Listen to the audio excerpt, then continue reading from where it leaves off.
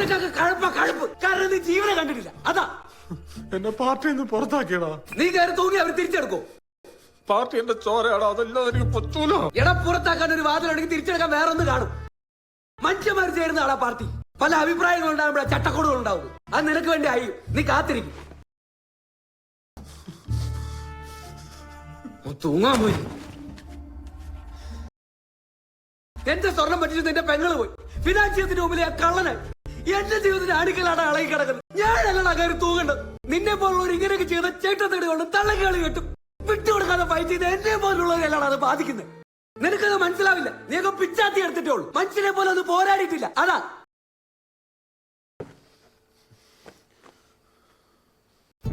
എടാ നമ്മുടെ കാരണവന്മാരായിട്ട് 10 പൈസ നമുക്കുണ്ട്. പക്ഷെ നമ്മൾ പിഴയ്ക്കും. കിട്ടുന്ന സിറ്റുവേഷനിലെല്ലാം എൻജോയ്, അല്ലാത്ത സിറ്റുവേഷനിലെല്ലാം ഫൈറ്റ് ചെയ്യും.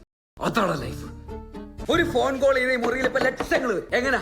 അതാ ക്യാരക്ടർ, വിശ്വാസം. അത് കുത്തുവാളയെന്ന് അജേഷ് ഉണ്ടാക്കിയെടുത്താളാ. അതാ ഇല്ലാതായത്. ഈ സ്വർണ്ണം അല്ലെങ്കിൽ പിന്നെ അജേഷ് ഇല്ല. അതിന്റെ ഇടയിലാണ് വെറും തെണ്ടിയാടോ അജേഷ്. പക്ഷെ നമ്മുടെ സ്പേസിലെല്ലാം നമ്മൾ പോരാടും.